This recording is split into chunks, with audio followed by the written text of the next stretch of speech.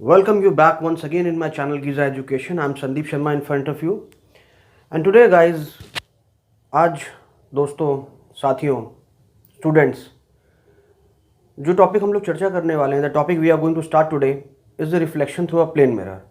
Plane mirror एक ऐसी topic है जो बहुत ही अनछुई है, बहुत ज़्यादा जगह पे यूज़ नहीं करते हैं लोग, खासकर बोर्ड लेवल पे ज़्यादा उस पर कोई यूज़ नहीं है. प्लेन मिरर का हाँ इस्तेमाल ज़रूर होता है कुछ सवालों को टफ बनाने के लिए. देखिए, सवाल जो आएंगे आपके, what ever the question you will learn, आखिर सारी चीज़ें इंसान क्यों सीख रहा है?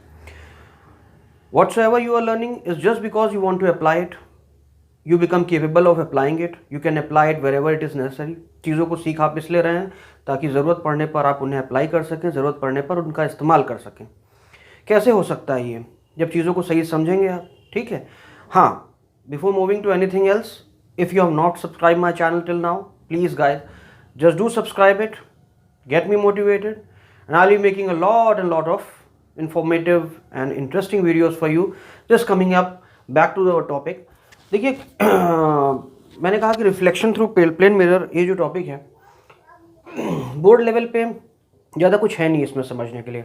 तो आज का पार्ट जो भी है वो कॉम्पिटिटिव लेवल पे ही है, समझ सकते हैं आप ऐसे क्वेश्चन. देखिए, प्लेन मिरर का इस्तेमाल क्वेश्चन में कहीं पे कॉन्केव मिरर लगा है, कहीं लेंस लगा है, कहीं प्लेन मिरर लगा दिया है.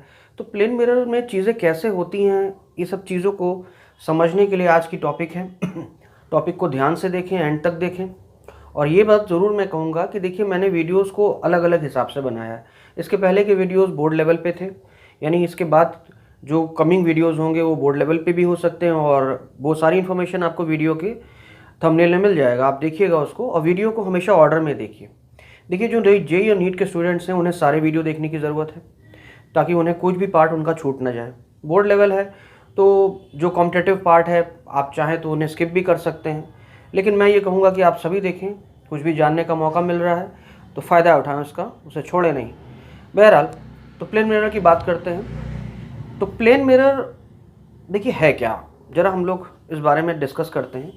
प्लेन मिरर यार कुछ नहीं है, ग्लास प्लेट होती है, एक पतली ग्लास की प्लेट है, एक तरफ उसे पॉलिश कर दिया गया है. तो लाइट जो उस पर पड़ती है वो लाइट को रिफ्लेक्ट कर देता है, वो अपने थ्रू पास नहीं होने देता. ऐसा इस वजह से है क्योंकि पीछे एक पॉलिश है, एक स्क्रीन लग गई है, जिस स्क्रीन उसे पास नहीं होने दे रही है. ठीक है, जो भी लाइट उस पर पड़ रही है उसको रिफ्लेक्ट कर दे रही है. कैसे बिहेव करता है ये, इसको समझने के लिए एक काम करते हैं. आप एक प्लेन मिरर बनाइए. देखिए, ये प्लेन मिरर है. ठीक है, इस प्रकार से ये मेरा प्लेन मिरर है. तो आज की टॉपिक पहले मैं लिख दे रहा हूँ. आज जो भी पढ़ने वाले हैं आप, वो प्लेन मिरर के बारे में है.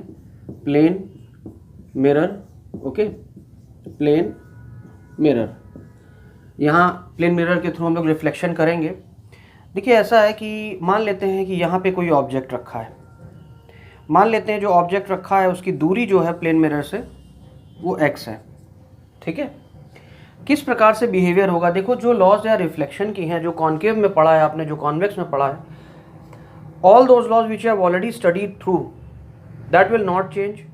Even if it is a plane mirror, it is going to follow the reflection laws. If at all it has to behave as a reflecting mirror, whether it is a concave mirror doesn't matter, or a convex mirror or a plane mirror, if at all it is following a reflection, then it must be obeying the laws of reflection. ठीक है, normal, incident ray, refracted, reflected ray, all lie in the same plane. Second one, कि जितना angle बनाते हुए incident ray आती है उतने angle बनाते हुए को रिफ्लेक्ट कर देता है ना. Angle of incidence is equal to angle of reflection. This was the laws, two laws which you have got through. तो ऐसा करो यार, यहाँ भी यही होगा. एक काम करो, मैंने कहा है अभी तक आपने जो भी सीखा कॉन्केव में, कॉन्वेक्स में, वो यही सीखा. What ever you have learn through is that कि हम जिस ऑब्जेक्ट को देखना चाहते हैं, हम उस ऑब्जेक्ट से रेज दो. देखिए, ये कैसे होता है, ये बिहेवियर मैं आप समझा दूंगा, क्योंकि कॉम्पिटेटिव पार्ट है, अच्छे से समझ में आ जाना चाहिए. देखिए, होता क्या है. इनफैक्ट मैं इस रूम में हूँ तो मैं आपको ये बोर्ड, आपको ये कपड़ा, ये सारी चीज़ें क्यों दिखाई दे रही हैं? क्योंकि लाइट इन पर पड़ रही है और इनसे रिफ्लेक्ट होकर हमारी आंखों पे पड़ रही है. हमारी आंखें रियल इमेज, वर्चुअल इमेज, सब प्रकार की इमेजेस देख सकती हैं. बहुत कमाल की हैं हमारी आंखें. तो हम उस रिफ्लेक्टेड लाइट को देख रहे हैं. अगर इस पर लाइट नहीं पड़ेगी यार तो मैं नहीं देख पाऊंगा इसको. अगर इस पर लाइट नहीं पड़ेगी तो मुझे नहीं दिखाई देगा. जो रोशनी इस पर पड़ रही है वो रोशनी बंद कर दो यार. तुम मुझ पे रोशनी मत डालो, इस पे डालो जिसे देखना है. तुम अंधेरे में भी हो लेकिन इस पे रोशनी पड़ेगी तो इससे रिफ्लेक्टेड लाइट तुम्हारी आंखें पड़ेगी, तुम्हें दिखाई देगी. इस पर अगर रोशनी पड़ेगी ही नहीं तुम्हें कुछ भी नहीं दिखाई देगा। ठीक है, आई होप ये बहुत बेसिक बात आपको समझ में आ गई होगी। तो हम रिफ्लेक्टेड लाइट को ही देख पाते हैं। तो होता यही है कि जैसे कि मैं कहता हूँ ना, जैसे मैं कभी के बार बार मैं जैसे कॉन्केव मिरर मैंने कि यहाँ पे मैंने ऑब्जेक्ट रख दिया और मैं कहता था यहाँ से एक लाइट फेंको, तो ये लाइट जो फेंकते थे आप, वो लाइट फेंकते कहाँ से थे यार? वो किसी सोर्स से आती होगी, इस ऑब्जेक्ट पे पड़ती होगी, और ये ऑब्जेक्ट से रिफ्लेक्ट ये होते हुए फिर ये मिरर पे पड़ती होगी, और फिर मिरर से रिफ्लेक्ट होकर जहाँ आपकी आँखें वहाँ पड़ती होगी और आप देख लेते होंगे इसे। ठीक है, तो हम उसके पहले की सारी बातें नहीं कर रहे थे, हम केवल ये कह रहे थे जहाँ से लाइट आ रही है उसकी चर्चा नहीं कर रहे। इस ऑब्जेक्ट ने जो लाइट अपने ऊपर रिफ्लेक्ट कर दी, हम उसके बाद की ही बातें करते थे और उसी की बात। ठीक है, तो कैसे हो रहा है फिनोमेना आपको पता होना चाहिए। आप कंफ्यूज मत होइए कि भाई ये ऑब्जेक्ट है, ये लाइट कैसे प्रोड्यूस कर दिया, है ना? मैं ऑब्जेक्ट हूँ, लाइट कैसे? मैंने लाइट नहीं प्रोड्यूस की, किसी ने मुझ पर रिफ्लेक्ट की, मैंने रिफ्लेक्ट करके मिरर को दी, मिरर ने रिफ्लेक्ट करके आई को दी, आई ने देख लिया उसे। ओके, आई होप मेरी बात समझ में आई आपको। तो देखिए ऐसा है यार, ये ऑब्जेक्ट है, कहीं से लाइट आई होगी, इस पर पड़ी होगी, we are not in concern with that. आप एक काम करो, मैंने कहा है कि हम दो रे यहाँ से निकालते हैं। पहली रे सिंपल तरीके से आप किसी एंगल पे फेंक दीजिए, फेंक दिया, और एक रे आप सीधी फेंक दीजिए। अब ये लाइट कहीं से आ रही होंगी, तो हम दो रे ले रहे हैं, ऐसे 50 रे होंगी। ठीक है, हमें जो इमेज दिखती है वो केवल दो रे की वजह से नहीं होती, वो इनफाइनाइट रेस की वजह से होती है। हम किन्हीं दो को एक समय में लेकर केवल चर्चा करते हैं। We are only discussing 2 at a time. ऐसी पता नहीं कितनी रेज आ रही हैं, ढेर सारी रेज आ रही हैं, इस पर पड़ रही हैं। हम दो रे को बता रहे हैं कि कम से कम दो रे तो होनी चाहिए कि हम चीज़ें। तो देखो ऐसा है कि ये ऑब्जेक्ट कहीं से इस पर लाइट पड़ी होगी, इसने रिफ्लेक्ट किया, तो एक किसी एंगल पे किया, एक सीधे किया। जो सीधे किया होगा, ऐसे और भी एंगल पे किया होगा, हम अभी उसकी चर्चा नहीं कर रहे हैं, हम केवल दो सिंपल वे ले रहे हैं। एक सीधे किया होगा, तो देखो यार अगर कोई रे सीधी पड़ती है मिरर पे, तो देखो अगर यहाँ पे नॉर्मल बना है तो नॉर्मल से कितना एंगल बना रही है ये? 0 डिग्री। अगर सीधी पड़ रही है तो नॉर्मल और ये कोइंसाइड कर गए, so it is making 0 degree with the normal. So this is the angle of incidence right now. So if the angle of incidence is 0, then according to the law of reflection the angle of reflection should also be 0, और ये सीधी 0 degree पे ही reflect कर देगा। ये reflect हो जाएगी, ऐसे रे वापस चली जाएगी। ठीक है, तो ये रे टकरा के ऐसे चली गई, और ये रे जो यहाँ पहुँची होगी इस पॉइंट पर, खींच दो यार नॉर्मल, मान लेते हैं थीटा एंगल बनाते हुए आ रही है, तो रिफ्लेक्शन कहता है थीटा वह बनाते हुए चली जाएगी, तो ये भी थीटा हुए। तो एक काम करो, ये रे आपकी रिफ्लेक्टेड है और ये टकरा के ये रे रिफ्लेक्टेड है। देखो ये वाली रे और ये वाली रे दोनों डाइवर्जिंग है, तो पीछे प्रोड्यूस करना पड़ेगा, कर दीजिए। जहाँ पे आप इसको पीछे प्रोड्यूस करेंगे, जिस पॉइंट पे, यहाँ पे आपको इस ऑब्जेक्ट की इमेज दिखाई पड़ेगी। ठीक है, हम इसको यहाँ पे इमेज लिख देते हैं ताकि आपको समझ में आए कि ये ऑब्जेक्ट की इमेज है। अब जो चीज़ हम बताने वाले हैं उसको गौर से देखो, ध्यान से देखो। सिंपल सी बात है यार, अगर ये एंगल थीटा है तो ये भी एंगल थीटा होगा, क्योंकि ये नॉर्मल और ये वाली लाइन ये भी तो नॉर्मल ही है, ये दोनों पैरेलल लाइन्स है, पैरेलल लाइन्स है, तो ये इंटरसेप्ट है, और ये दोनों आपस में अल्टरनेट इंटीरियर एंगल्स हैं। ये बात समझ में आई? इस एंगल का नाम मान लेते हैं थीटा 1 दे दो। अगर ये थीटा 1 है, थीटा 1 एंगल है, तो ये बताने की ज़रूरत नहीं है कि ये एंगल और ये एंगल ही बराबर होगा, क्योंकि अगेन ये दो पैरेलल लाइन्स है, ये इंटरसेप्ट का काम कर रहा है। ये थीटा 1 और ये थीटा आपस में करस्पॉन्डिंग एंगल्स हैं। मैं लिखवा नहीं रहा हूँ कुछ, ये आप लिख सकते हैं अपने आप, जो मैं कह रहा हूँ आप ऐसे लिख सकते हैं। इन ट्रायंगल नाम दे दीजिए, आप चाहें तो नाम दे दीजिए O, इसको नाम P दे दीजिए, इसको Q दे दीजिए। ठीक है, OPQ और QPI ये दो ट्रायंगल हो गए। इन दो ट्रायंगल की बात हो रही है, आप ये नाम दे दीजिए ये वाले एंगल का कि ये वाला एंगल थीटा है, तो ये वाला एंगल थीटा होगा। ये एंगल क्या है आप बता सकते हैं, चाहे तो इस नॉर्मल का नाम n डैश दे दीजिए आप। ठीक है, और बता दीजिए भाई O, इस पॉइंट को आप कोई नाम दे दीजिए, O मान लेते हैं, O ही इस पॉइंट को, या हमको कोई और नाम दे देते हैं, मान लेते हैं इसको हम S नाम दे देते हैं। तो NSO और SOP ये सब तो तुम कर सकते हो यार, है ना? तो ये दोनों एंगल थीटा है और ये दोनों एंगल भी बराबर होंगे, चूँकि ये दोनों करस्पॉन्डिंग हो जाएंगे। ठीक है, समझ लो केवल, यहाँ पे ये कोई डेरिवेशन आता नहीं है कहीं पे। ठीक है, ये कॉम्पिटेटिव पार्ट हो रहा है, ध्यान रखिए। थीटा 1 और थीटा आपस में करस्पॉन्डिंग बराबर है। ठीक, तो ये दोनों बराबर हैं और ये दोनों भी बराबर है, यानी एक तरफ तो मैं कह रहा हूँ कि मैं इन दोनों को अलग अलग नाम दे देता हूँ। मान लेते हैं कि ये थीटा 1 है, इसको थीटा 1 नाम दे दिया, इसको थीटा 2 नाम दे देता हूँ, तो ये थीटा 2 तो ये भी थीटा 2 होगा, और ये थीटा 1 तो ये भी थीटा 1 होगा। ठीक है, तो ये बताने की ज़रूरत नहीं है कि थीटा 2 और अब आपको पता है कि ये एंगल इसके बराबर, ये एंगल इसके बराबर है, लेकिन ये दोनों तो पहले से बराबर है ना। θ1 इज इक्वल टू θ2 आपको पहले से बराबर है, ये दोनों बराबर हैं। तो अगर ये दोनों बराबर हैं तो ये दोनों भी एंगल बराबर हो जाएंगे। ये इसके बराबर था और ये इसके बराबर था, लेकिन ये दोनों तो बराबर थे, ये दोनों बराबर थे, तो ये दोनों भी बराबर हो जाएंगे नियम के हिसाब से। ठीक है, आई होप समझ में आया। मैं आपको लिखवा नहीं रहा हूँ कि कौन कौन सा एंगल, आप लिख लीजिएगा अपने हिसाब से। ठीक है, केवल समझाने के लिए है आपको। ओके, तो इसका मतलब कि ये दोनों एंगल बराबर हो गए यार। तो सिंपल सी बात है, आप ये वाला ट्रायंगल और ये वाला ट्रायंगल ले लीजिए। इन दो ट्रायंगल में ये एंगल इस करस्पॉन्डिंग एंगल के, इस ट्रायंगल का ये एंगल इस ट्रायंगल के ये एंगल के बराबर है। ये 90 डिग्री, ये 90 डिग्री दोनों के बराबर हैं ही, और ये हो गई कॉमन साइड। तो आप ये कह सकते हैं कि AAS से ये कॉन्ग्रुएंट हो जाएंगे दोनों ट्रायंगल। दो एंगल बराबर हो गए और एक साइड बराबर हो गई। अगर ये कॉन्ग्रुएंट हुए तो corresponding parts of a congruent triangles are equal. ये एंगल इसके बराबर है, ये एंगल इसके बराबर है, तो बचा हुआ ये दोनों एंगल ही बराबर होगा। इस एंगल के अपोजिट ये वाली साइड इस वाले एंगल के अपोजिट ये वाली साइड के बराबर होगी, यानी ये लेंथ और ये लेंथ बराबर होगी। केवल इतनी बात बतानी थी, इसलिए ये तामझाम करना पड़ा।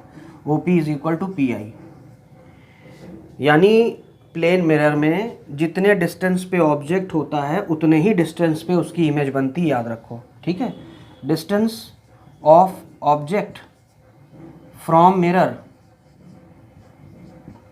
ठीक है, is equal to what, distance of image from mirror. तो मिरर से जितनी दूर पे ऑब्जेक्ट होता है उतनी देर पे इमेज बनती है। ये बात समझ में आई आपको, अच्छे से क्लियर हुआ? ठीक है, मैं इसको रब कर दे रहा हूँ और आगे चलते हैं। एक आध क्वेश्चंस ये वाले बड़े पूछे जाते हैं, इसको भी मैं समझा देता हूँ। जैसे कोई पूछता है कि अगर किसी मिरर के सामने हम खड़े हैं तो कितनी साइज मिरर की होनी चाहिए कि हम पूरी बॉडी को देख सकें, पूरा अपना फिगर, पूरा अपना सर से लेके पाँव तक, from head to the feet हम देख सकें। मिरर की साइज़ कितनी होनी चाहिए? तो इस चीज़ को मैं आपको यहाँ पर प्रूफ करने जा रहा हूँ। इस चीज़ को देखिए ये सब चीज़ों को इंटरेस्ट के साथ लीजिए, take them with the great interest, क्योंकि ये सब पार्टें बहुत मज़ेदार हैं। मैं ये कहूँगा कि ये जो पार्ट आप बताने जा रहा हूँ मैं, देखिए पूरे ऑप्टिक्स में ज्योमेट्री खूब लगती है। तो ज्योमेट्री जिसने पढ़ रखी है, ज्योमेट्री में जिसको इंटरेस्ट था, उसको तो बहुत मज़ा आने वाला है। जिसने नहीं भी रखी है तो आई होप कि I will try to make it interesting for him or her, whomsoever is watching. So boys and girls, students, I will try to say that whatever part I am telling over here, try to develop interest in it, because without the interest development it won't be easy for you to really crack that part, to really crack that topic. Okay, आप उस topic को जब तक कायदे से पकड़ेंगे नहीं, आपको टॉपिक समझ में नहीं आएगी। तो थोड़ा सा लगाव आपको डेवलप करना। आप ध्यान से देखिए, 2 बार 3 बार आपको सब समझ में आएगा, सब चीज़ें क्लियर होंगी। ठीक है, अब मैं क्या बताने जा रहा हूँ, मान लेते हैं कि, ध्यान से देखिएगा इसको, मान लेते हैं ये है वो आदमी जिसको अपनी इमेज देखनी है, और थोड़ा सीधा नहीं बनाया, मैं इसको सीधा बना देता हूँ। ये मैं इसको फिर से मिटा के बना देता हूँ। ये वो आदमी है जिसकी इमेज मुझे देखनी है। मान लेते हैं आदमी की हाइट जो है ये h है, h हाइट का आदमी है। मान लेते हैं इससे x दूरी पर मिरर रखा है, एक मिरर बना देते हैं, ऐसे करके मैं मिरर बना देता हूँ। ये मिरर रखा है, मान लेते हैं मिरर की हाइट m है, मिरर की हाइट m है, the man height is h। Okay, अब देखो होगा क्या यार, मान लेते हैं इंसान की ये हेड है, ये वो आँखें कहीं यहाँ पे होंगी। सबसे ऊपर हेड से जो एक लाइट आएगी वो इस पॉइंट पे पड़ेगी मिरर पे। तो मिरर पे नॉर्मल बना दो यार, नॉर्मल ऐसे। तो जितना एंगल बनाते हुए आएगी, मान लेते हैं इसको θ1 कह देते हैं, उतने एंगल बनाते हुए रिफ्लेक्ट कर देगा मिरर उसको। ठीक है, तो यानी हम इस प्रकार से ऐसे बना देते हैं। तो जितना एंगल बनाते हुए आएगी उतना एंगल बनाते हुए रिफ्लेक्ट कर दिया मिरर ने। यहाँ आपकी आई थी, यहाँ आई लिख देते हैं आपकी। ठीक है, आपका भी नाम दे देते हैं, मान लेते हैं AB। अब सीधी सी बात है यार कि ये तुमको इमेज कैसे दिखेगी ये वाले हेड की। ये हेड है तुम्हारा, एकदम ऊपर का हिस्सा है, इससे जो रिफ्लेक्ट होकर लाइट आ रही थी यहाँ पे आपके आगे पड़ी। एक इमेजिन करो कि सीधी लाइट अगर गई होती और यहाँ भी मिरर होता, इमेजिन करिए, आप इसको प्रोड्यूस कर दीजिए। ठीक है, ऐसे ऐसे ऐसे ऐसे प्रोड्यूस कर दीजिए। तो इसको अगर ये देखेंगे, ये डाइवर्जिंग है, ये अगर ऐसे होता तो टकरा कर वापस आती लाइट। तो इसको अगर बैकवर्ड प्रोड्यूस करोगे तो आप पाएंगे जहाँ पे ये मिल रही है वहाँ पे आपको हेड दिखाई देगा इसका। ये हेड की लाइट रिफ्लेक्ट होकर जहाँ पे, तो यहाँ पे आपको ये हेड, ये वाला हिस्सा यहाँ दिखाई देगा, यहाँ इसकी इमेज बनेगी। ठीक है, इसका भी नाम दे देते हैं, मान लेते हैं पी। ठीक, अब एक जो आपका पैर है, पैर से भी इसी हिसाब से मिरर को चाहे तो थोड़ा सा लंबा कर देते हैं ताकि फिगर ठीक से बन जाए, या इसको छोटा कर देते हैं। अब ये आई आपके पैरों से लाइट। ठीक है, पैर कहीं से लाइट आप पे पैर पे टकराई होगी और टकरा कर मिरर से अब आपकी आइस पे आएगी। तो जितना एंगल बनाते हुए आई थी अब उतना ही एंगल बनाते हुए चली जाएगी। ठीक है, इस एंगल को मान लेते θ2 कह देते हैं। θ2 बनाते हुए आए, θ2 बनाते हुए चली जाएगी। तो जो आपकी आई को इसके पैर दिखाई देंगे वो कैसे दिखाई देंगे, आप एक सीधे प्रोड्यूस कर दीजिए। ठीक है, इस प्रकार से ऐसे ऐसे ऐसे।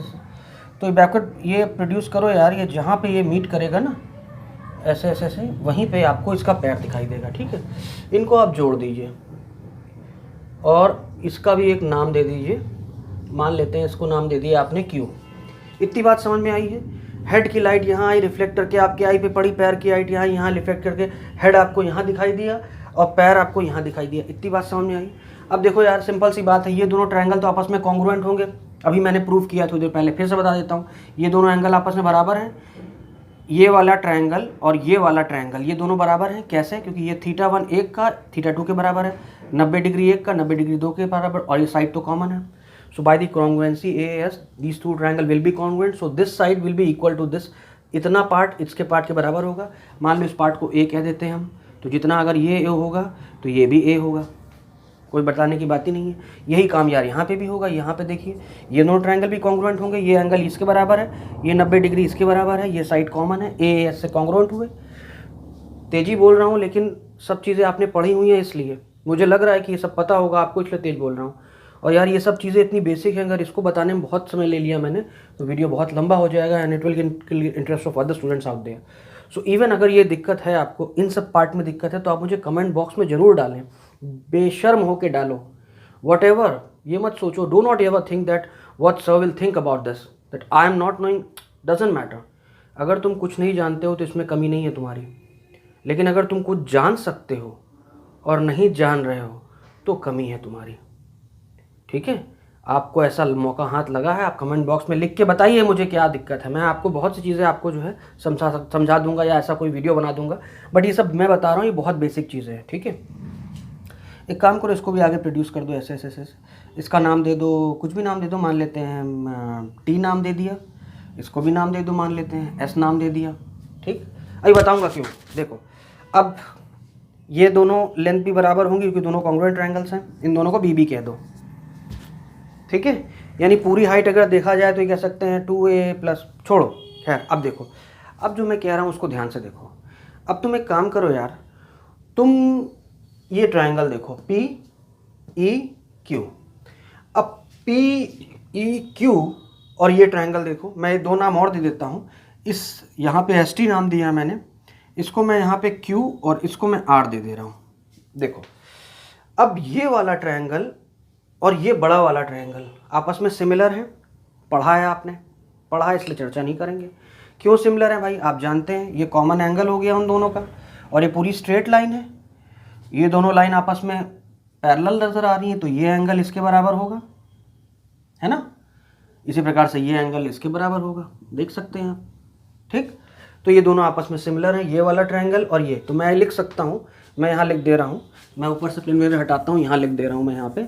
मैं ये लिख सकता हूँ कि triangle EQR is similar to triangle EPQ। EQR, ये QQ सेम हो रहा है। एक काम करते हैं, मैं Q हटा के इसको कुछ और कर दे रहा हूँ। मान लेते हैं इसको कर देते हैं PQRST U कर देते हैं, मान लेते हैं। ठीक है, तो EUR, इसकी जगह मैं EUR लिख दे रहा हूँ। EUR is similar to EPQ। Similar है आपस में, सिमिलर है तो साइड प्रोपोर्शनल होंगे, ये पता है ना, ये भी पिछली बार का ही है, 10th का है। ठीक है, ओके फाइन।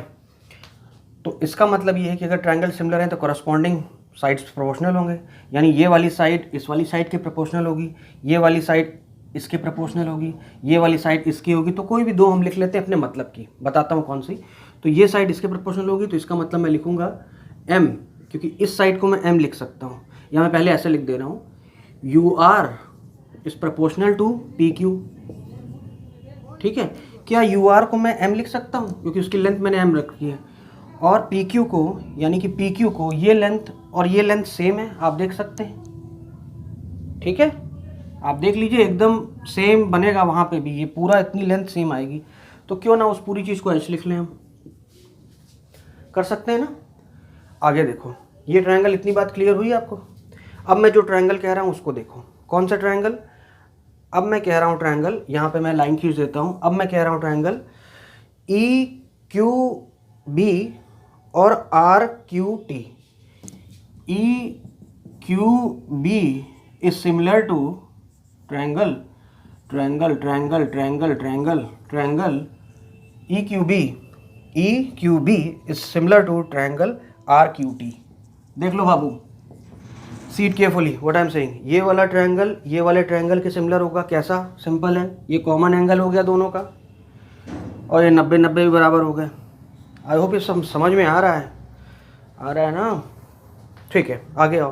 तो अगर दोनों ट्रायंगल सिमिलर है तो साइड प्रोपोर्शनल होगी, यानी ये वाली साइड इसके प्रोपोर्शनल होगी, ये वाली साइड इसके प्रोपोर्शनल होगी। लिख दो।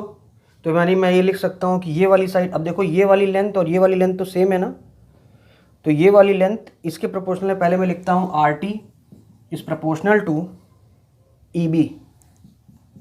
ठीक है, इज इक्वल टू, आगे देखो मैं लिख दूंगा R Q is proportional to E Q. लिख दिया मैंने। ठीक, बस अभी इतने से काम हो जाएगा। देखो अभी एक बात बताओ यार, ये जो है आर टी, इसको हम लोग बी लिख सकते हैं, और ई बी को हम लोग लिख सकते हैं 2 टाइम्स बी। तो आर टी की जगह मैं अगर बी लिख दूं तो कोई गलत नहीं होगा, और ई बी की जगह मैं 2 टाइम्स डी लिख दूं तो भी गलत नहीं होगा। बी से बी काटो यार, ये 1/2 आ गया। अब देखो आर क्यू को मैं क्या लिख रहा हूँ, क्या आर क्यू को मैं लिख सकता हूँ क्यू ई माइनस आर ई।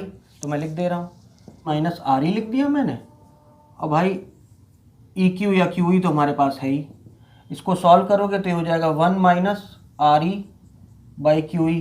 अब आप कहेंगे यार ये तो मैथमेटिक्स चलने लगा यहाँ पे, ये तो कोई बात नहीं, थोड़ी मैथमेटिक्स भी लगा लो, क्या दिक्कत की बात है। मैथमेटिक्स से तो लगाव करना ही पड़ेगा, बिना मैथमेटिक्स से कोई फिजिक्स नहीं होती है।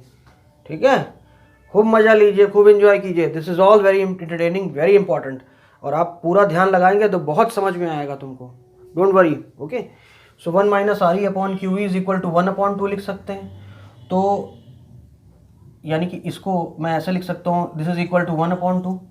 तो R E upon Q E को उधर ले जाओ, 1/2 को इधर ले आओ, तो ये 1 माइनस 1/2 हो जाएगा, वो हो जाएगा R E by Q E. ठीक, 1 माइनस 1/2 ही होता, तो 1/2 is equal to R E over Q E. इतनी बात समझ में आई। तो R E upon Q E का आपके पास रिलेशन आ गया 1/2।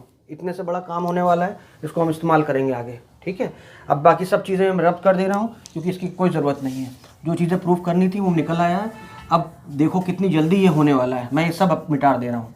ठीक है, जो चीज़ नहीं समझ में आई पीछे जाकर देख लेना।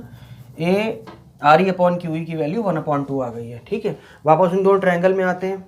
एक साइड प्रोपोर्शनल मैं नहीं लिखा था वहाँ पे, मैं लिख दे रहा हूँ। मैंने लिखा था ये वाले ट्रायंगल में दोनों ट्रायंगल सिमिलर थे, ये छोटा वाला और ये बड़ा वाला। तो ये साइड इसके प्रोपोर्शनल थी, और फिर बाकी एक साइड ये ले लेते हैं क्योंकि ये हमारे काम की साइड है। तो मैं लिख सकता हूँ इसको कि आर ई अपॉन क्यू ई लिख सकता हूँ ना। इसको मैं लिख सकता हूँ आर ई ओवर क्यू ई, लिख सकता हूँ आर ई ओवर क्यू ई। ये वाला साइड इस वाले साइड की प्रोपोर्शनल होगा, कहानी खत्म। आर ई अपॉन क्यू ई की वैल्यू 1/2 है, इसकी जगह 1/2 रख दीजिए। मिटा दे रहा हूँ और डायरेक्टली लिखो 1/2। देख लेना पीछे जाकर कैसे हुआ है। आ गया रिलेशन आपका 1/2 is equal to M by H. ये सब हटा दो, आप कोई ज़रूरत नहीं है, ये आ गया आपके पास। तो यानी m is equal to H by 2, यानी मिरर की जो लेंथ होनी चाहिए, मिरर की जो हाइट होनी चाहिए, वो आदमी की हाइट की आधी होनी चाहिए। ये बहुत ज़रूरी है। इतनी बात समझ में आई? ठीक है, मैं रब कर रहा हूँ। नेक्स्ट टॉपिक पे चलते हैं। नेक्स्ट टॉपिक समझिए, बहुत इंपॉर्टेंट है। जो चीज़ नहीं देखा आपने, go back and see it carefully, whatever you have not seen till now. Okay, let's discuss that. अब हम लोग क्या डिस्कस करने वाले हैं? देखिए ये इमेज है हमारी, सॉरी ये देखिए ये हमारा मिरर है, ठीक है, ये हमारा मिरर है, ठीक। अब ऐसा है कि ऑब्जेक्ट यहाँ पे है, ऑब्जेक्ट की लोकेशन हम मान लेते हैं, ये दे देते हैं, ठीक है। इसको मैं कुछ भी मान लेता हूँ, मान लेते हैं x है। आपको पता है, अभी मैं प्रूफ कर चुका हूँ कि जितने दूरी पे ऑब्जेक्ट होगा उतनी दूरी पे इमेज बनेगी इसकी। बार बार नहीं इसको पूरा डायग्राम बना के दिखाएंगे। यहाँ इमेज बन रही होगी इस पॉइंट पे, और ये भी x दूरी पे बन रही होगी, ठीक है। तो ये अगर देखा जाए तो मैं कह सकता हूँ ये लोकेशन ऑफ O है, मतलब पोजीशन ऑफ O, या आप ऐसे लिख सकते हैं इसको। ये है क्या चीज़ देखा जाए तो, ये है पोजीशन x, क्या है, position of object with respect to the mirror. तो position of object with respect to the mirror क्या है भाई, position of the object with respect to mirror, ये है, और ये x है, ठीक। और ये क्या है, ये लेंथ इधर मेजर की हो, ये लेंथ उधर मेजर की हो, ये है position of image with respect to, position के लिए हम लोग x लिख दे रहे हैं, position of image with respect to mirror है, ठीक है। ये भी x है, लेकिन एक बात नहीं, क्योंकि ये x तुमने इधर मेजर किया है, तो किसको, या तो इसको पॉजिटिव मानोगे तो ये नेगेटिव हो जाएगा, या इसको, क्योंकि ये अगर हमारा ज़ीरो है तो इधर अगर नापते हैं आप कोई चीज़ पॉजिटिव तो उधर नेगेटिव हो जाएगी। तो जो तुम्हारी इच्छा हो, किसी को पॉजिटिव किसी को नेगेटिव कर लो, जो तुम्हारी इच्छा हो। तो मान लेते हैं ये अगर पॉजिटिव है तो अगर ये एक्स आई है हमारा, ये पॉजिटिव एक्स है, तो एक्स वो है हमारा नेगेटिव, क्योंकि मेरे रिस्पेक्ट में हम लोग इधर नाप रहे हैं, वो हम लोग उधर नाप रहे हैं। कन्वेंशनली हमारा राइट पॉजिटिव मानते हैं हम लोग, लेफ्ट नेगेटिव मानते हैं। तो इसको ऐसे लिख लो, क्या फ़र्क पड़ता है। तो दोनों चूँकि बराबर है ना, क्या मैं ऐसे लिख सकता हूँ, अगर मैं इनको डिवाइड कर दूँ तो ये हो जाएगा X O M upon X I M is equal to -1, X X cut जाएंगे, 1 हो जाएगा। या मैं ऐसे लिख सकता हूँ, position of image with respect to mirror is equal to minus of, आप चाहे तो माइनस इसके साथ माइनस लिख लीजिए, फिर चाहे माइनस मल्टीप्लाई करके इसके साथ लिख लीजिए, क्या फ़र्क पड़ेगा, ठीक है। Position of object with respect to mirror, ठीक। इसका मतलब ये है, अगर इसको हम डिफ्रेंशिएट कर दें विथ रिस्पेक्ट टू टाइम, यानी d/dt कर दें इसका, अगर इसका d/dt कर दें तो ये क्या आ जाएगा यार, पोजीशन का, पोजीशन वेक्टर का अगर डिफ्रेंशिएशन करो तो वेलोसिटी आती है, पता है आपको। तो ये हो गई velocity of image with respect to mirror is equal to minus term velocity of object with respect to mirror. इसका मतलब क्या है यार, विथ रिस्पेक्ट टू मैं कह रहा हूँ, इसका क्या मतलब है, यानी मिरर के रिस्पेक्ट में। इसको मैं ऐसे लिखता हूँ, velocity of image with respect to mirror को हम लोग लिख सकते हैं velocity of image minus velocity of mirror. और ये वेलोसिटी ऑफ इमेज जो है वो विथ रिस्पेक्ट टू ग्राउंड है। विथ रिस्पेक्ट टू ग्राउंड जब कोई चीज़ होती है वेलोसिटी, तो वो उसकी एब्सोल्यूट वेलोसिटी होती है, वो लिखते नहीं हम लोग ground with respect to ground, लेकिन है ये विथ रिस्पेक्ट टू ग्राउंड। इसकी velocity with respect to ground minus mirror की velocity with respect to ground, क्योंकि मिरर भी मूव करता हो सकता है। अभी हम लोग we are going to discuss about it later on, okay. So velocity of object with respect to mirror can be written as velocity of object minus velocity of mirror. क्या है ये, this is relative velocity.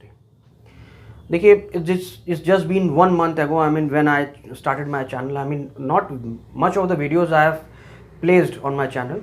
There are very few videos which I have placed, so I did not made kinematics till now. तो kinematics का video जब भी आएगा आप उसे देखिएगा, उसमें मैं रिलेटिव वेलोसिटी समझाऊंगा आपको, रिलेटिव डिस्प्लेसमेंट, रिलेटिव एक्सेलरेशन, उससे चीज़ें बहुत क्लियर होंगी। क्योंकि in most of the parts, in most of the competitive parts, relative terms, relative is very important, क्योंकि फिजिक्स पूरी हद तक रिलेटिव है। That is the relative, you can say that is the physics of Einstein, okay।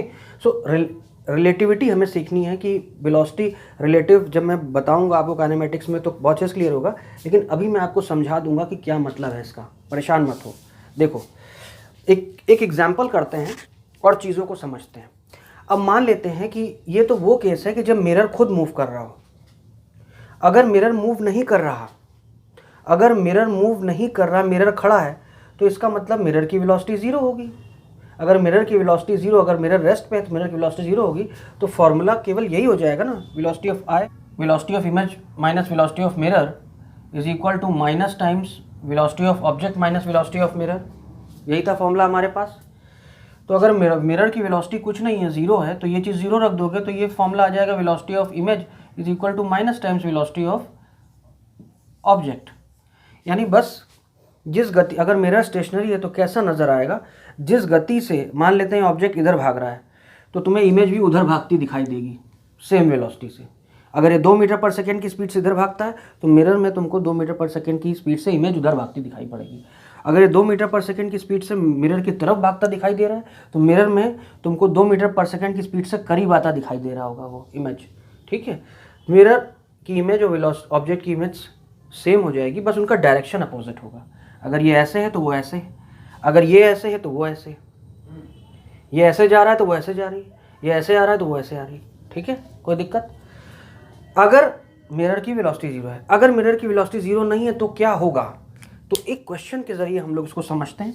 मैं बाकी चीज़ें मिटा दे रहा हूँ, ये फॉर्मूला याद रखिएगा, है ना, ये बाकी चीज़ें मैं हटा दे रहा हूँ यहाँ से, और एक क्वेश्चन डिस्कस करते हैं। क्वेश्चन क्या कह रहा है आप पहले समझिए इस चीज़ को।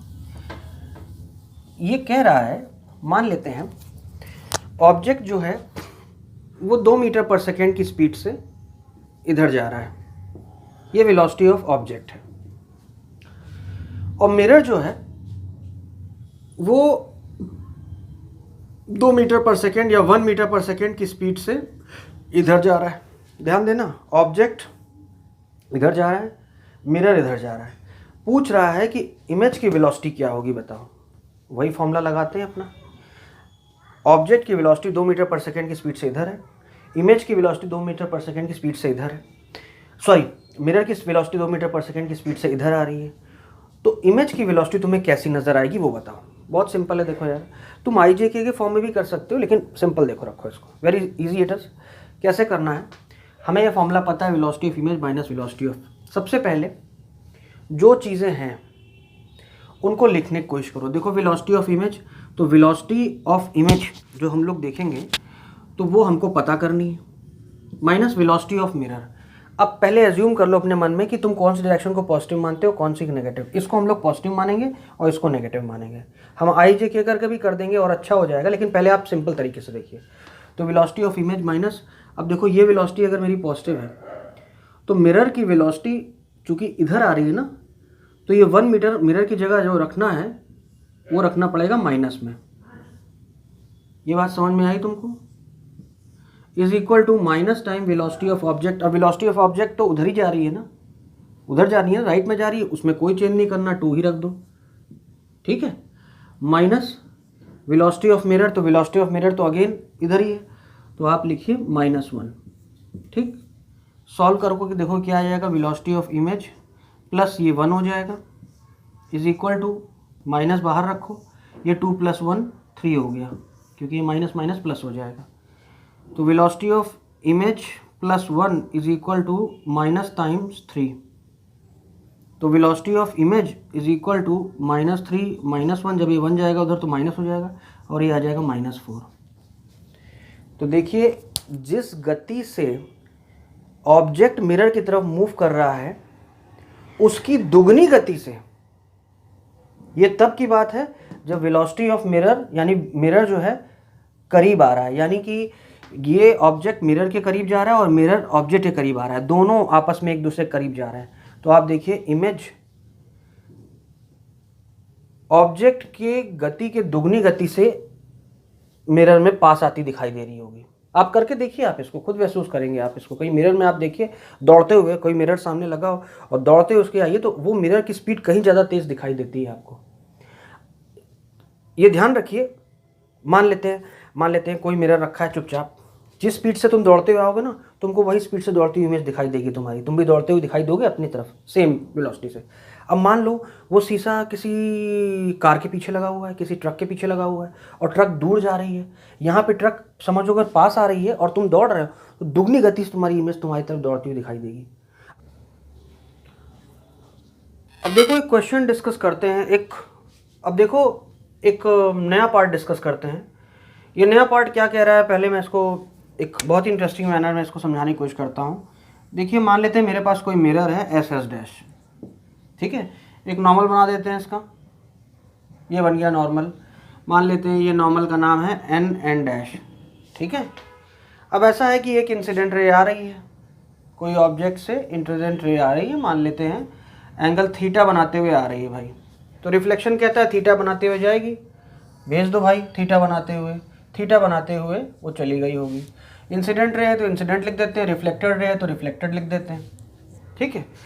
अब सवाल ये है कि ये कह रहा है if we are going to turn the mirror by some angle, then by what angle the image will get turn और the reflected ray will get turn. मान लेते हैं कि ये हमारा मिरर है, ये मिरर को अगर मैं कुछ एंगल टर्न कर देता हूँ, कैसे मैं काम करता हूँ, इसी मिरर को ऐसे बना लेता हूँ ऐसे, ठीक है। और मान लेते हैं कि मैंने इसको टर्न कर दिया, कितना एंगल, डेल्टा एंगल मैंने टर्न कर दिया, कितना टर्न कर दिया, डेल्टा एंगल कर दिया है।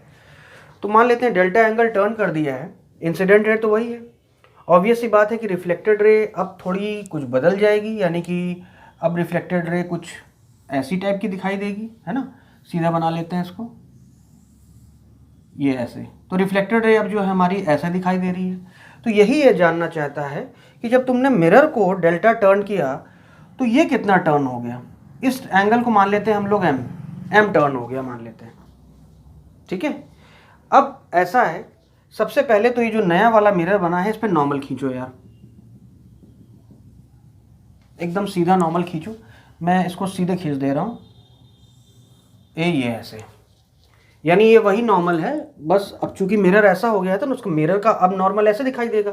जितना ये टर्न किए हो एंगल, उतना ही एंगल ये भी टर्न हो गया होगा, यानी ये भी एंगल डेल्टा हुआ होगा। इसमें तो कोई कन्फ्यूजन नहीं है ना कि इसको दोबारा जाके फिर से मेरी बात को देखिएगा वीडियो में, अगर नहीं समझ में आ रहा तो पॉज करके क्लियर किया। मेरे पास एक मिरर था, मैंने मिरर को टर्न किया डेल्टा एंगल, तो नॉर्मल भी टर्न हो गया होगा डेल्टा एंगल, है ना। ये पूछ रहा है कि जो इंसिडेंट रे, जो रिफ्लेक्टेड रे, वो कितना टर्न हो गई, मान लेते हैं उसको एंगल एम मान लेते हैं। अब देखो यार, बड़ा सिंपल सी कहानी है, वही रिफ्लेक्शन का लॉ लगाना है, कोई नई बात नहीं, इट्स वेरी सिंपल। तुम ये जानते हो कि जितना एंगल इंसिडेंट रे बनाती है नॉर्मल से, उतने एंगल रिफ्लेक्टेड रे बनाएगी। This rule will not change in whatsoever the case may be. Okay, whatever the angle incident ray is making with the normal, the same angle the reflected ray would make with the normal. So here ये normal है और incident ray अब इससे कितना angle बना रही है, ये वाला एंगल बना रही है यार वो ये। और ये एंगल को तुम क्या लिख सकते हो, ये एंगल ये बना रही है और ये एंगल बना रही है रिफ्लेक्टेड रे, है ना। ये एंगल रिफ्लेक्टेड रे बना रही है, ये दोनों बराबर होने चाहिए, बस यही प्रिंसिपल लगाओ, आंसर आ जाएगा। अब ये एंगल देखो कितना हो सकता है, देखो सिंपल सी बात है कि देखो ये पूरे एंगल को मैं लिख सकता हूँ, इतना एंगल थीटा है और इतना एंगल डेल्टा है, तो ये पूरा एंगल हो गया थीटा प्लस डेल्टा, ठीक। अब देखो ये वाला एंगल मुझे पता करना है। अब ये वाला एंगल पता करने के लिए मुझे क्या करना होगा, ये वाला एंगल जानने के लिए देखो ये एंगल पूरा थीटा है, तो अगर उस थीटा में से, इस पूरे थीटा में से डेल्टा माइनस कर लो तो इतना एंगल आ जाएगा, ये वाला एंगल आ जाएगा, और इस एंगल में m ऐड कर दोगे तो ये पूरा एंगल आ जाएगा। तो पहले ये वाला एंगल लिख लो, ये इसको लिख सकते हो थीटा माइनस डेल्टा, इतना एंगल हो गया, ये पूरा थीटा था, उसमें से डेल्टा माइनस कर दिया तो इतना एंगल आ गया, उसमें आप m जोड़ देंगे तो ये आ जाएगा टोटल एंगल। ये दोनों बराबर होना चाहिए, बस यही था थ्योरी। थीटा से थीटा उधर कट गया, ये प्लस डेल्टा है, ये माइनस डेल्टा है, डेल्टा को उधर ले जाइए तो 2 टाइम्स डेल्टा हो जाएगा, इज इक्वल टू m। तो डेल्टा, तो m की वैल्यू हो जाएगी कितना, देखो m क्या है, m वही है जो रिफ्लेक्टेड रे ने टर्न किया एंगल, वो कितना है, जितना मिरर ने टर्न किया उसका दुगना है। अगर मिरर ने 5 डिग्री टर्न किया होता तो ये रिफ्लेक्टेड रे 10 डिग्री टर्न कर देगी। मिरर अगर 2 डिग्री टर्न करेगा तो वो 4 करेगी। उधर के बारे में बात करो, अगर फाइनली टर्न करने से वो 10 डिग्री टर्न हो रही है तो इसका मतलब मिरर उसका आधा टर्न हुआ होगा। इसी बात को कहने का दूसरा तरीका है ना। तो आई होप ये बात समझ में आई। अगर वो 8 डिग्री टर्न हुई तो ये 4 होगा, अगर वो 15 हुई तो उसका 7.5 होगा। आए बस इतना याद रखना, ठीक। अब इस पर मैं एक क्वेश्चन आपको दे रहा हूँ, एग्जैक्टली ऐसा नहीं होगा पर कुछ ऐसा ही होगा, मैं देखता हूँ कि आप उसे कितना ट्राई करते हैं। आप देखिए, उसको समझिए। मैं इसको मिटा दे रहा हूँ पहले, फिर हम लोग उसको ट्राई करते हैं। ध्यान से देखिए, क्वेश्चन काफ़ी इंपॉर्टेंट है। क्वेश्चन ऐसा है, क्वेश्चन मैं लिख के आपके उसमें स्क्रीन में लगा देता हूँ, आप उसको देख लीजिए और मैं एक्सप्लेन कर रहा हूँ यहाँ पे। देखो ये है तुम्हारा मिरर, ठीक, बन गया मिरर। नॉर्मल खींच दो, खींच दिया normal, N dash S dash. ठीक, फिर से वही बात है कि इंसिडेंट रे है, ये आ रही है, इंसिडेंट रे के लिए आई लिख दो, थीटा एंगल बना रही है, थीटा एंगल बनाते हुए चली जाएगी, चले जाने दो थीटा एंगल बनाते हुए। ये रिफ्लेक्टर रे है। अब की बार ये कह रहा है, बात वही है, सेम चीज़ है यार, उसको कहने का एक अलग तरीका है। Same thing is been said in other way. ये अब की बार ये कह रहा है कि जो इंसिडेंट रे आ रही है उसको हम लोग रोटेट कर देते हैं थोड़ा सा, जो सोर्स यानी कि जो हमारा सोर्स है जो ये इंसिडेंट रे प्रोड्यूस कर रहा है, उस सोर्स को हम लोग कह रहा है 12 डिग्री उधर टर्न कर दे रहे हैं। ठीक है, तो 12 डिग्री इसने इधर टर्न कर दिया, तो यानी कि जो अब सोर्स है वो इंसिडेंट रे, हम इस इंसिडेंट रे की जगह चलो इंसिडेंट रे लिखते हैं, तो अब जो इंसिडेंट रे आ रही होगी, क्योंकि सोर्स टर्न हो गया है, तो वो जो भी इसने टर्न किया है 12 डिग्री टर्न किया है, 12 डिग्री लिख लो, तो ये हमारी नया इंसिडेंट रे हो जाएगी। ठीक, तो ये कह रहा है कि हम मिरर को कितना टर्न करें, हम मिरर को कितना टर्न करें और किस डायरेक्शन में टर्न करें, क्लॉकवाइज एंटी क्लॉकवाइज, कि इमेज या जो इंसिडेंट रे जो रिफ्लेक्टेड रे है वो उसी जगह पे रहे, या अगर मान लेते हैं यहीं पे आई होती है आपकी, मान लेते हैं इस प्रकार की यहीं पे आई होती है आपकी। ठीक है, ये आप देख रहे होते, तो कह रहा है आप जो देख रहे हैं उसमें कोई परिवर्तन ना आए, यानी उसमें अगर किया है तो आप मिरर को भी कुछ टर्न फन कीजिए और अल्टीमेटली आपकी आई पे कोई फ़र्क नहीं आना चाहिए, आपकी आई वैसे ही देखे जो पुराना देख रहा था, यानी जो उसकी फाइनली रिफ्लेक्टेड रे जा रही थी वो वहीं बरकरार रहे। तो ऐसा कितना हम लोग टर्न करें कि वो वहीं पे ही दिखाई दे, वो रिफ्लेक्टेड रे में कोई अंतर ना आए, वो वही रे बनी रहे। तो देखो ऐसा है, जब मान लेते हैं कि हम इसको फिर से वही काम करते हैं कि मिरर को हम मान लेते हैं, हम एज्यूम कर लेते हैं कि हमने डेल्टा टर्न कर दिया, तो ऑब्वियस सी बात है मेरा नया नॉर्मल आ गया होगा, नया नॉर्मल बना लेते हैं भाई। ठीक है, ये नया नॉर्मल है, ये नया नॉर्मल दिख नहीं रहा है, इसको नॉर्मल दिखा देता हूँ यार। ठीक है, ये नया नॉर्मल है मेरा, है ना, है ये नया नॉर्मल। अब देखो सिंपल सी वही थ्योरी लगानी है, इंसिडेंट इसके में तो कोई फ़र्क नहीं आ रहा ना, तो ये जितना इधर टर्न हुआ होगा उतने टर्न नॉर्मल में भी होगा, वो तो भाई मिरर को जितना टर्न कर रहे हो, मिरर का नॉर्मल ये है यार, तो मिरर को टर्न करोगे तो नॉर्मल भी तो उतनी टर्न हो जाएगा ना, जितना इसको करोगे उतना वो हो जाएगा, कोई दिक्कत। तो फिर से वही चीज़ है यार, ये नया नॉर्मल है, ये तुम्हारी इंसिडेंट रे इस समय, तो जितना एंगल ये बना रही है उतना ही एंगल ये वाला होगा, जितना एंगल इस नॉर्मल से ये बन रही है उतना ही, भाई angle of incidence equal angle of reflection, तो इस समय ये वाला एंगल कितना है इसको निकाल लो। कैसे निकाल सकते हो, इतना एंगल डेल्टा है, इतने एंगल में अगर इतना एंगल तुम प्लस कर दोगे ये वाला तो काम हो जाएगा। अब ये एंगल देखो कितना है, इस एंगल को लिख सकते हो, ये पूरा एंगल थीटा है। ठीक, इस पूरे थीटा में से अगर 12 डिग्री घटा लोगे तो ये वाला एंगल आ जाएगा, यानी इसको लिख सकते हैं थीटा माइनस 12, ये वाला एंगल हो गया, और प्लस डेल्टा और लिख दो। ठीक है, तो ये आ गया ये पूरा एंगल, ये वाला नॉर्मल से, है ना, ये वाली नई रे है और ये एंगल, और ये बराबर होगा इस वाले एंगल के, और ये वाला एंगल कितना है, ये पूरा एंगल थीटा है, थीटा में से डेल्टा माइनस कर दो, is equal to theta minus delta, इस पूरे में से डेल्टा माइनस करोगे तो ये वाला एंगल आ जाएगा, ये एंगल बराबर होना चाहिए। हो सकता है फिगर में आपको बराबर ना दिख रहा हो उतना, लेकिन आप इस चीज़ के एसेंस को समझिए, what I am trying to say. ठीक है, तो थीटा थीटा भाई उधर से कट गया, ये माइनस डेल्टा है, चाहो तो उसको इधर ले आओ तो ये हो जाएगा minus 12 is equal to minus 2 times delta, minus minus हटा दो तो डेल्टा की वैल्यू हो जाएगी 6 डिग्री, यानी मिरर को तुमको 6 डिग्री घुमाना होगा। ठीक है, वही चीज़ है, बस कहने के दो अलग तरीके हैं।